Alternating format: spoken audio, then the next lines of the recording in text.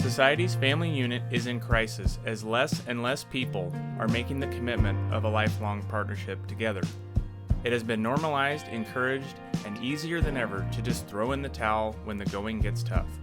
With time at a premium, start by spending 20 minutes per week gaining thought-provoking inspiration towards a journey of self-improvement, ultimately improving your marriage, your family, your health, and your home. Okay. Welcome back to the second part of this series on Ask Us Anything of the Family Order podcast. Last episode, we answered some of your questions, and we're going to do a part 2 of some additional questions with this one. So this is a great opportunity to kind of get our take on a couple of items before listening to the full episodes of the 60 plus that we have done as well. But also kind of learn a little bit of fun, maybe personal stuff about us. Go on a deeper dive, and it's not scripted. It's maybe sort our of biography someday or something. Yeah. Wishful thinking. This will be off the top of our head. We're just shooting from the hip. We didn't script any of this out and really look at these questions before or review them together or anything like that. So this is just our natural reaction. Yeah. Okay. So first question, if you could eat only one meal the rest of your life, what would it be? Could it be a type of meal? I don't know. That's a hard one. I don't know. Like one meal, can I substitute a side or include dessert? Yours would probably be some sort of meat and potatoes. Absolutely. The rest of it. Barbecue and potatoes. Yeah. Mine would be Mexican food.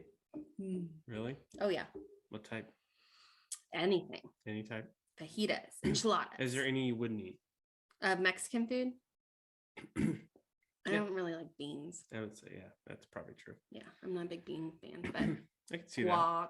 Mine would probably be smoked or barbecue, some kind of barbecue and a potato of some kind. I don't. We live in Kansas City, so we do barbecue, right? It's just very, very humble here. It's very cliche, Kansas City, but yeah, probably.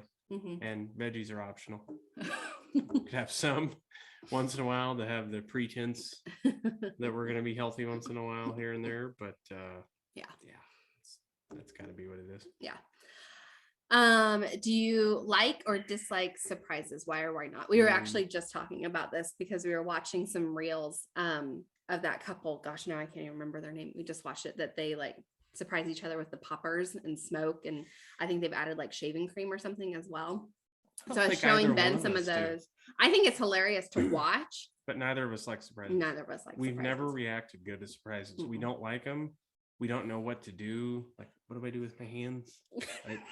But especially if you're being recorded and stuff, I don't know. Maybe it's just insecurity. I don't know what it is exactly, but I don't think either of us have ever done really well with surprise. We don't even like really surprising each other, whether it's jump scare type stuff or whether it's a special gift. It's like I can never keep them. Yeah, I've done it, but a lot of times I've given you gifts early because I just get so excited about it. So I'm bad at holding on to gifts. But yeah, I've thrown a couple of surprise birthday parties for you. Did you like those? Yeah, they were fun.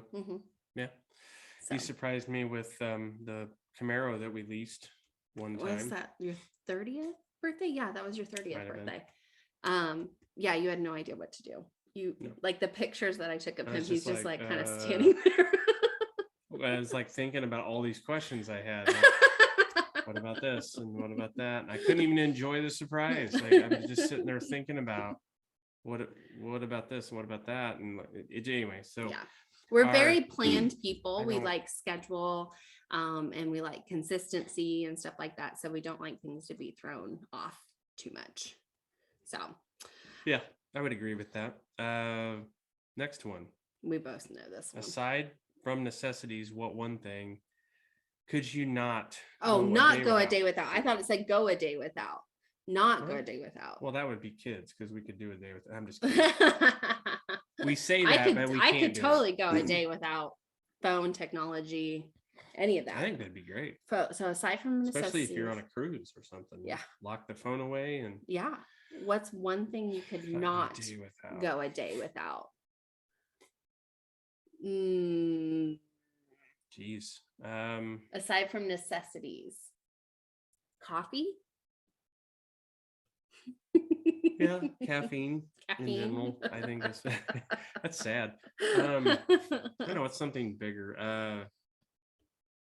I mean, it's easy to say something like family, but that's a necessity. It's hard for us to go. It's hard for us to go. Yeah, because even if like we're without the kids for a few hours, we're thinking about what are they doing? Are they missing us? Yeah, that's natural for parents. I don't know. It's kind of tough though, because I can't really think of. Yeah, but yeah, honestly, like I can't really think of anything like Wi-Fi, computer, phone, all that stuff. Lock it away. I don't care. Take it away for a week. Maybe it's a good thing. Maybe it's good that we're not so attached to certain things. That was one of our favorite things about cruises. Unplug. You just because your phones aren't going to work anyway, so you just put them in the safe. At least they used to not work. I think they do now. That was when we still had like flip phones and stuff.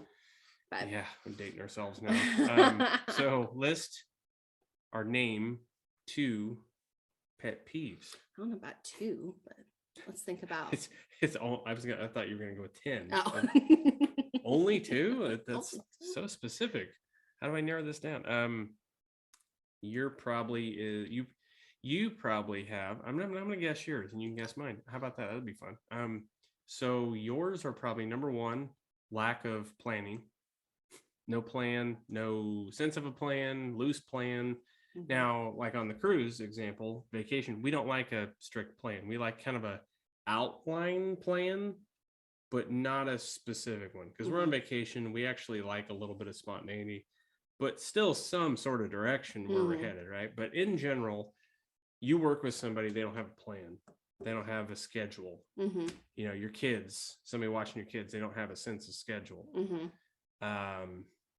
Another one, probably, so lack of plan. And what's another one? People not doing their job. Whether you have one job, whether that's an NFL kicker or right. You do one thing and you or can't a designated hitter, or you have one job. Yeah. I don't mean like coworkers either. I even mean like a service that you get, or like somebody that, like, even our daughter, she gives her specific instruction. This is all you had to do. Just go do this one thing. And I mean, it's not to say you can't make a mistake or ask a question or what, but like, you have one job and you can't do that. So I don't know what your pet peeves are. It's hard because we usually always talk about my pet peeves. I don't know that I have pet peeves. I probably have psychotic hatreds of. No, I'm just kidding. Probably just too easygoing on small stuff. It's just.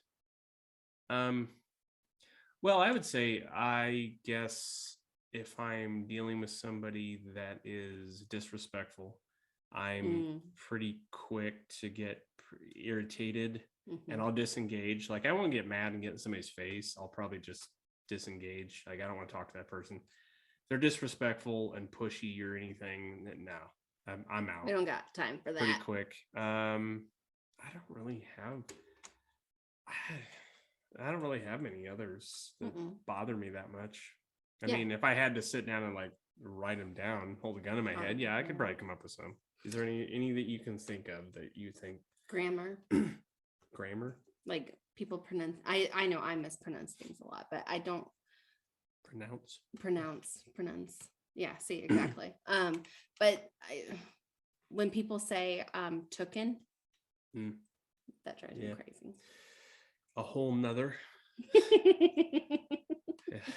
No, like tooken or wash instead of wash. There's no like R in there. Tooken's probably the worst. I think in the old days that was fine, but nowadays it's like, come on now. Let's speak clearly. Okay. Well, this one's easy for me. What's your favorite holiday? Christmas. That's why you like the Elf movie so much, because he's so excited for Christmas. Which is really hard this year. So we are moving 2 days before Christmas? Yeah. So we do not have any Christmas decorations up. They are in storage right now. No trees, no outside lights, nothing. And honestly, we probably won't even have time to put anything up once we get into the house. That's why I was willing to move. It got me out of putting up Christmas lights this year. So, because we usually do pretty big. We do a pretty big light display. Our electric bill goes up in December, and you notice it. we have several trees. Real one in the main living room, a fake one downstairs that's sports themed. The kids each have a tree. And then I already know for next year that I'm going to add a white flocked tree to my office. So yeah, we usually do quite a bit for Christmas, and we're like, what is it? Christmas with the Cranks this year. We're kind of skipping it in a way. It's kind of nice. Yeah. I mean, obviously Santa will come visit the kids Christmas morning. Mm-hmm. But other than that, we're not doing any traveling. And as far as like family get-togethers and dinners and stuff, we're just telling everyone, like, you figure it out, and if we happen to make it, we happen to make it. Yeah, exactly. So I like Christmas. I think when I was a kid, I also liked just to be different. 4th of July. And for me, Thanksgiving, you like to blow things up. Fire.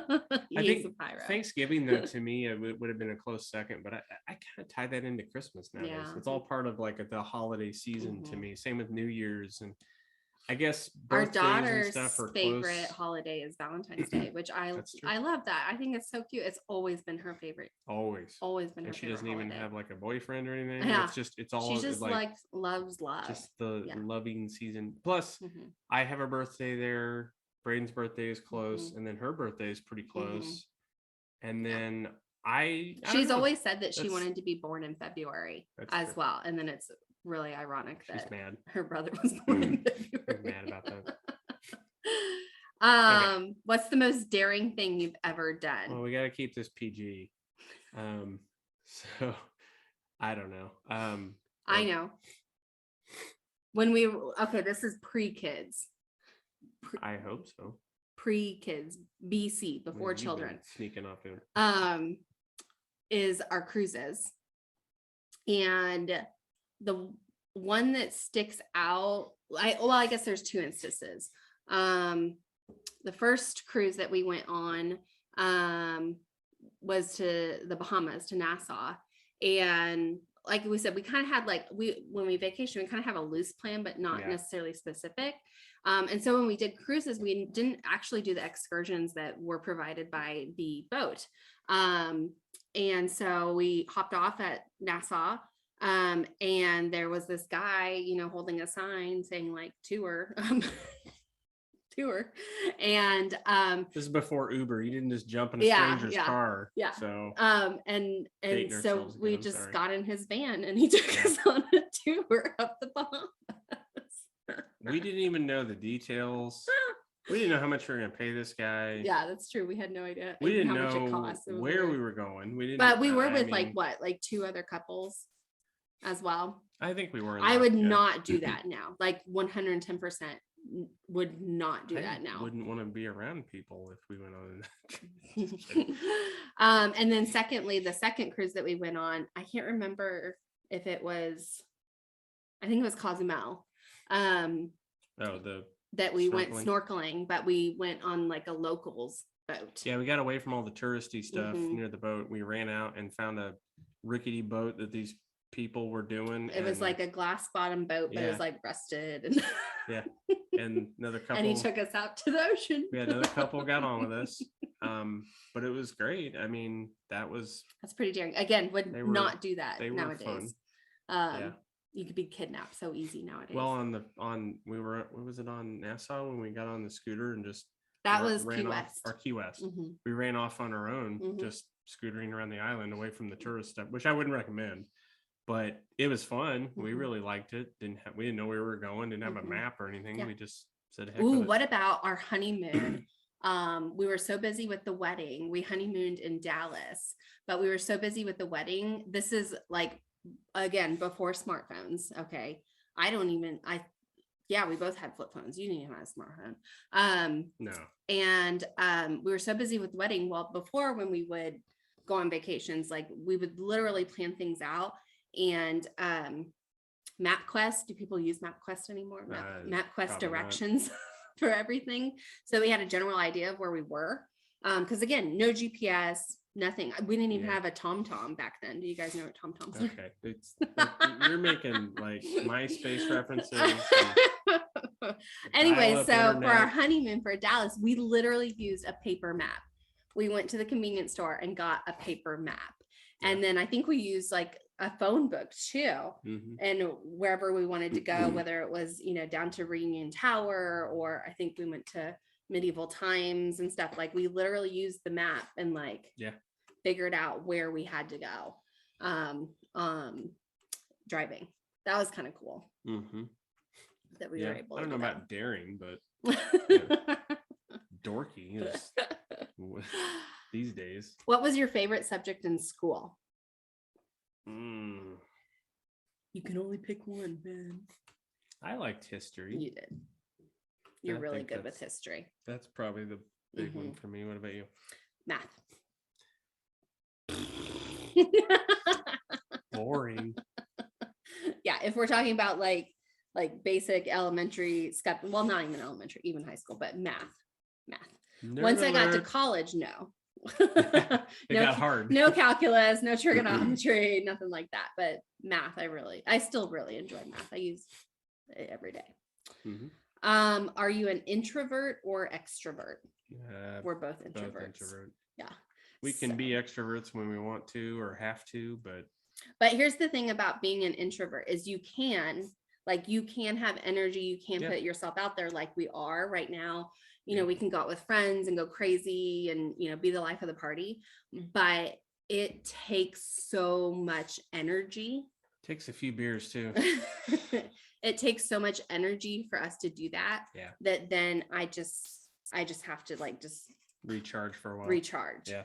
It's like when you're traveling and you're on for a long day, you're done and you're like, I don't want to be around people. I want to be in silence and by myself and just recharge my batteries. So extroverts get their energy from being around people and get excited and hyped up by being around people. We have to hype ourselves up not being around people. Yeah. Would agree. Does your family have a motto? Not really. I wouldn't say motto, like we don't recite it on a daily basis. But if you've been a part of the podcast, our mission for our family, and this is, well, it's not on our wall right now because we're moving, but we have a big framed board that has our family values and our mission statement on it for the Bellew family. And that is to continually improve every day, enriching our tribe and the world around us. And so that is something that we live by and reference a lot when it's up on our wall. So we'll have to find a new spot. But we always want to be the best versions of ourselves. That's sort of in our vision, I guess, long term, is something we teach our kids about, encouraging each other to be better people and be really intentional and living a meaningful life and helping our friends and our community and our family and serving. Absolutely. Serving, being intentional and being encouraging is kind of like our vision. Pretty basic for most people out there if they were to have to write this down, right? Yeah. So exactly. But the biggest thing for us on a daily basis is that you're continually doing better than the day before. Yeah. Improving our lives. Okay, last question, since we're running out of time. Who was your favorite teacher in school and why? I know you have a favorite. You start. I gotta think about it. Really? I thought I already knew. I would have to say my favorite teacher in school, if I were to think about all of the years and all of the influences that I had in school, both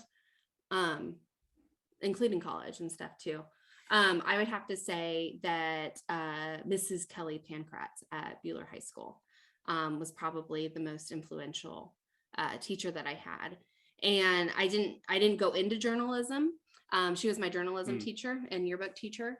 And I didn't go into that, but ironically enough, being in the marketing industry that I am in now, I use so many basic principles from what she had taught me in school. So, but she's probably just been someone who's somewhat been in my life as well. I remember even as middle school, knowing her because she was in our church and everything like that. So her and her family, and haven't talked to her in years. But she was my like sponsor, I guess you could say, when I was baptized in middle school, and then she was my teacher in high school. And then when